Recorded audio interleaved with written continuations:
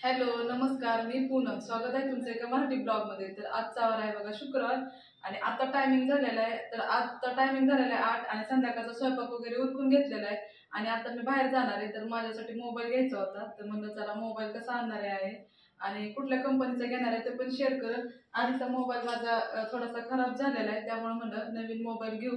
आणि जास्त दिवस झाले ब्लॉग पण मी केलेच नव्हते, तर आज नवीन मोबाईल पण घेण्यासाठी चाललो आहे. तर मोबाईल पण घेऊन आल्यानंतर मी शेअर करत की कसा मोबाईल घेतलेला आहे.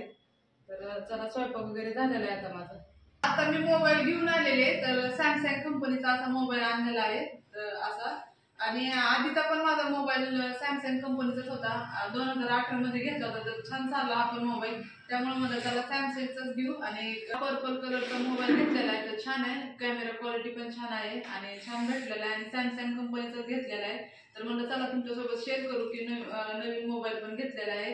आधीचा जास्तच हे झाला होता खराब आणि स्टोरेज पण कमी होती आणि व्हिडिओ वगैरे एडिटिंग जास्त करता येत नव्हते त्याच्यामध्ये, त्यामुळे हा मोबाईल घेतलेला आहे. तर आता स्वयंपाक वगैरे तर करून गेले होते आणि असा छोटासाच आजचा ब्लॉग केलेला आहे. तर आजचा ब्लॉग आवडला असेल तर लाईक करा. चॅनलला कोणी सबस्क्राईब केलं असेल सबस्क्राईब करा. ज्यांनी सबस्क्राईब केले त्यांना थँक्यू.